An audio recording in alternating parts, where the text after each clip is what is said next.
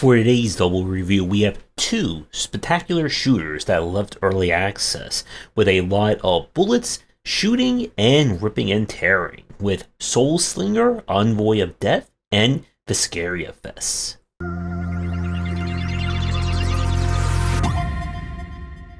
In Soulslinger, we play the Soulslinger, a cowboy bounty hunter for death, who is trying to stop an evil hunter from staking their claim in Limbo. And to do that, we are going to have to explore and shoot a whole lot of undead beings. This is an FPS roguelite, in kind of a similar structure to that of some of the ones that we played, like Gunfire, RoboQuest, and so on. You'll begin your run choosing from a starting weapon, but unlike the other games that we've played, your pool of weaponry here is going to be quite limited, and they're not going to be as game-changing as some of the stuff that we've seen prior. Instead, there's definitely a greater focus on persistence in this one. As you explore Limbo, you'll go from one kind of arena to the next. Kill the enemies and you'll get a reward, and you'll choose the reward for each arena as you move from zone to zone. The gunplay here is fast, as you'll be running, jumping, shooting, and using your different abilities to deal with these enemies. You'll be able to equip kind of a bullet modifier, a special power, and a modifier to your dash and jump. And this is how you're going to build your build over the course of said run. There are synergies in play, and this is further expanded on with the ability to upgrade your character and get permanent upgrades and resources through the persistent elements. These include raising your base stats, giving you kind of special perks and quirks, such as increased bullet damage provided you don't miss. And you'll be able to also unlock and create different artifacts, which they are always on. They'll provide additional benefits for you, provided you can find their blueprints in the main game. All this sounds great, but the game definitely lacks in terms of both variety and kind of a good sense of power scale. You will be always outnumbered in this game, and when you go to the higher difficulties or you start pushing forward, things get more and more outlandish in terms of enemies. There's one case where there were so many enemies attacking me, they couldn't fit within like the platform or the area we were on. They were just like all bumping into each other, and I couldn't get away. And this presents one of the issues that this game has. While your offensive abilities are well done, defense is another story. You have a dash you can use both on ground and air. You can unlock the option to get a double jump, but that will replace your dash. And the issue is that the game does not do a good job of alerting you to enemy attacks. You will be hit from all sides in this game, and there are no warnings or tells when either a bullet or fireball is coming at you from the back, or an enemy is slowly creeping up on you from the side and is about to smack you. Like with a lot of the FPS roguelikes and roguelites that we've played, health is a very important resource, and it's also incredibly difficult to get back. There are means of getting perks that can enhance this, but of course you are going to be at the mercy of RNG. And the different powers, while they do feel good to use, it doesn't help make the runs feel different. As I said at the start, the different weapons you unlock are just variations of gun. Shotgun, pistol gun, repeater gun, and so on. The only exception would be this kind of like grenade launcher, which it sounds great, but in a game where you are constantly firing at mid to long range and you can't get close enemies, a close range lobbing weapon doesn't quite work. And this also presents one of the kind of clashes with the design. As I said a few minutes ago, you get the ability, or you'll get the bonus that you'll gain more damage provided you don't miss a bullet. But guess what? If you're firing lots and lots of little bullets at the enemy, it's going to be very easy to lose that bonus.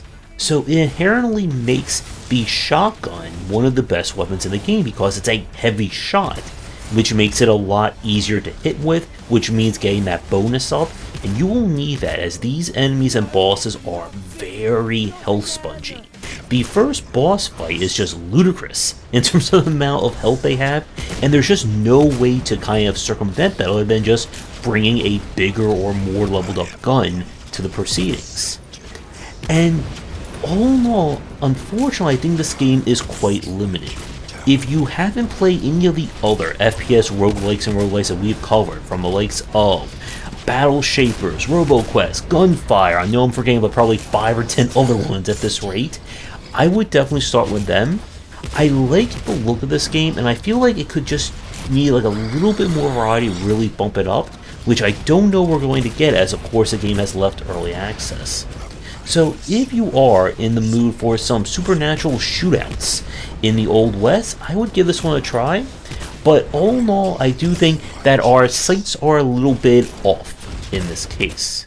We move from the Old West to the future for even more bloodshed and shooting with Viscerafest. We play as Caroline, a beautiful mercenary who is in love and can also murder a lot of people very fast.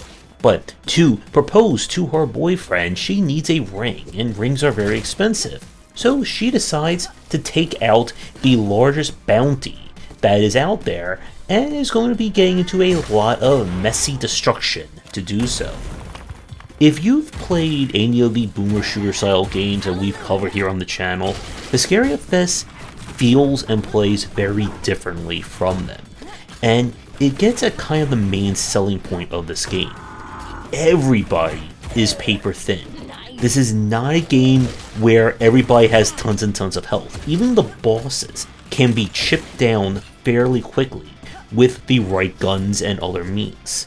So to compensate, this game features a very interesting mix of melee and range combat. In order to get your health and armor back, you need to finish off enemies using melee.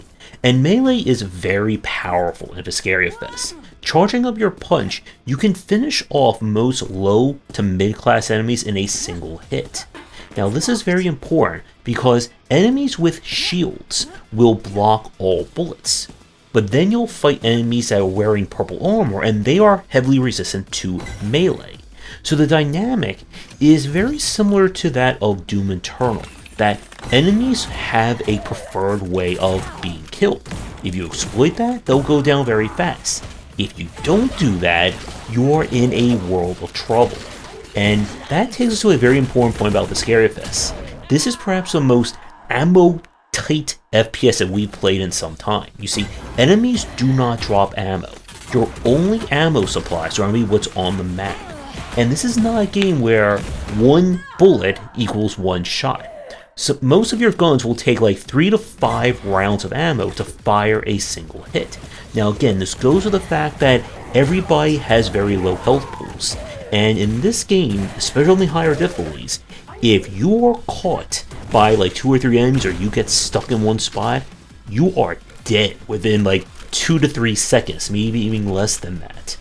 And your defensive options here, at least at the start, are going to be on the limited side. You have a bunny hop, and for one of the few times I've seen this in an FPS, just by holding down space, your character or Caroline will just infinitely bunny hop. This is very important because while you're bunny hopping, you are moving faster. Your standard run is very slow in this game, and it's slow enough that most enemies will be able to easily track and catch up to you if you're just running on the ground. Also, while you're in the air in bunny hop, you take half the damage from all incoming hits. And in a game like this where everybody's firing you from all sides, half damage will at least bump up your survival rate from like 1 to 2 seconds to maybe 3 to 4 seconds.